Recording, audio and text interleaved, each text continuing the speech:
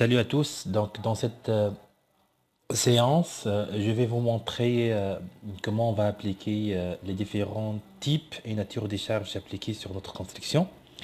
Comme je vous ai expliqué, il s'agit bien d'une charpente métallique. Pour une usine ou bien pour un bâtiment industriel,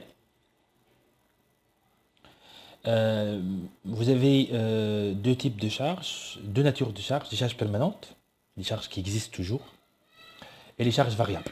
Et pour les charges variables, vous avez les charges d'entretien et vous avez les actions climatiques. On va commencer par les charges permanentes. Si je reviens dans les données,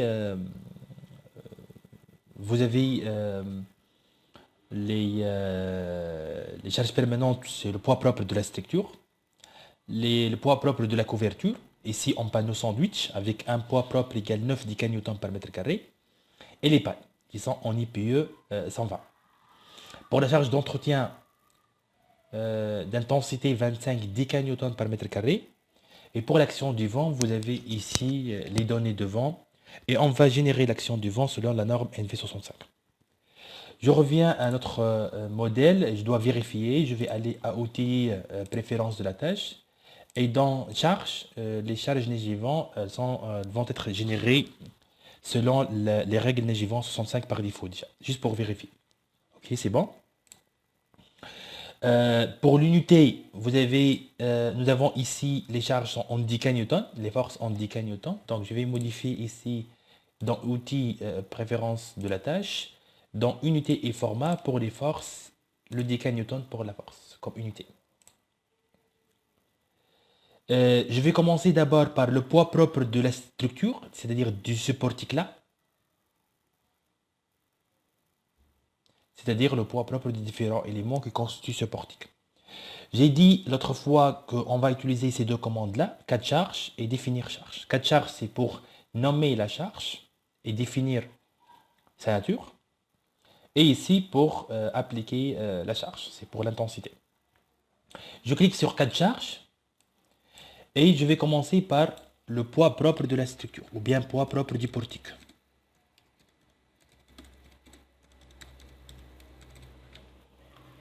Et bien sûr, il s'agit bien d'une charge permanente. Regardez, c'est une remarque très importante.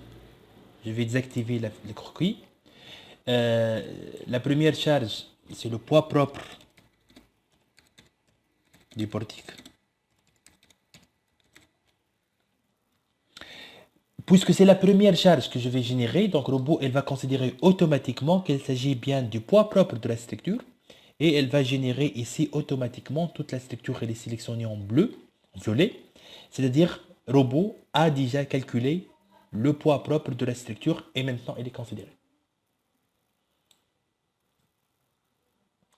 Mais elle sera générée, le poids sera généré automatiquement uniquement dans le cas où vous avez défini le poids propre comme étant la première charge générée. Imaginez que c'est la deuxième fois, c'est la deuxième charge que je vais créer, le poids propre de la structure.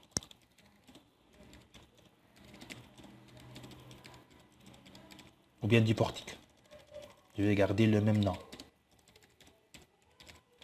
Cette fois-ci, lorsque je vais cliquer sur ajouter, puisque c'est la deuxième fois, robot, elle ne va pas générer automatiquement le poids propre de la charge, de la structure considérée. Et pour appliquer le poids propre maintenant, il faut aller dans définir charge, poids et masse, et je vais cliquer sur la première fenêtre, poids propre par rapport à Z.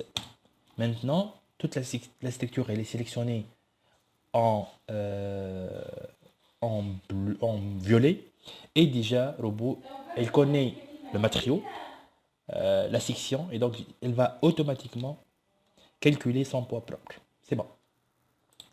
Toujours dans les charges permanentes, je vais ajouter le poids propre de la couverture. Dans notre cas, il s'agit bien d'un panneau sandwich.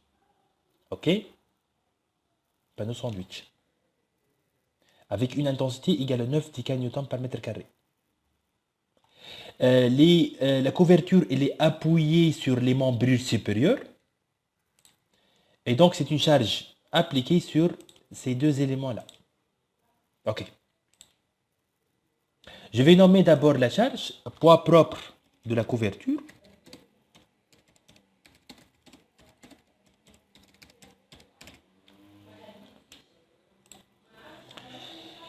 La charge ici en 10 kN par mètre carré et je vais prendre comme espacement entre les portiques 6 mètres. Et puisqu'il s'agit bien d'un portique intermédiaire, elle va supporter la moitié de ce côté-là et la moitié de l'autre côté. Donc c'est 6 sur 2 plus 6 sur 2, ça fait 6.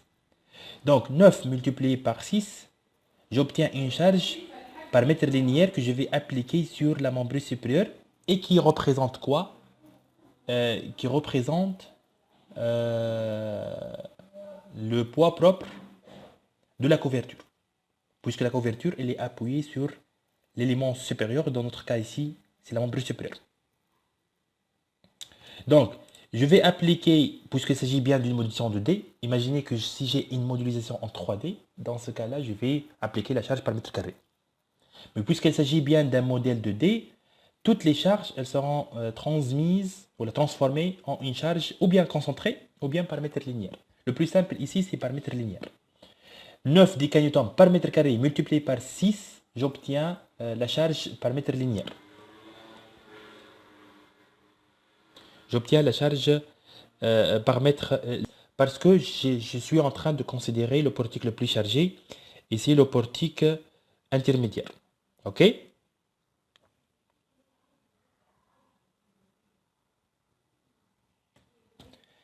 Puisque j'ai ajouté la charge à la liste des charges, permanente toujours, puisque c'est le poids propre de la couverture, d'intensité, c'est une charge appliquée sur une barre, répartie uniformément linéaire par rapport Z, dans le repère global, avec moins, parce que Z elle est dirigée vers le haut, et 6 fois 4 égale 54. Appliqué pour ces deux barres-là. Pour afficher la valeur, il faut cliquer ici sur description des valeurs de la charge. J'ajoute de la même façon le poids propre des pannes, puisque les pannes sont des poutrelles appuyées sur les portiques et son rôle c'est de supporter la couverture. Donc, elle va solliciter ce portique-là. Et c'est une charge, je vais transformer une charge linéaire appliquée sur la membrure supérieure. Toujours les charges permanentes, toujours dans la nature permanente. C'est 3 charges. Le poids propre du portique existant, le poids propre de la couverture et le poids propre des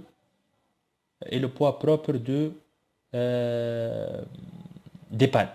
Et je vais considérer ici qu'il s'agit bien d'une charpente métallique avec des murs en maçonnerie en briques. Dans ce cas-là, j'ai aucune charge permanente appliquée sur les poteaux puisque les murs sont supportés par des langueries. Je vais supposer que le poids des pannes égale à 6 décanewtons par mètre carré. Multiplié par 6, j'obtiens 36 décanewtons par mètre linéaire. Appliqué aussi pour les membrures supérieures.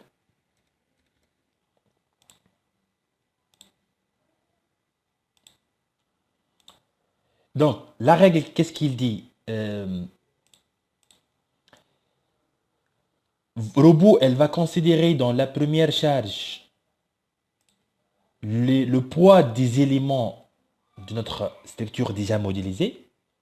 Et les éléments qui n'existent pas ici, je vais l'appliquer en termes de charge permanente, c'est-à-dire son poids propre.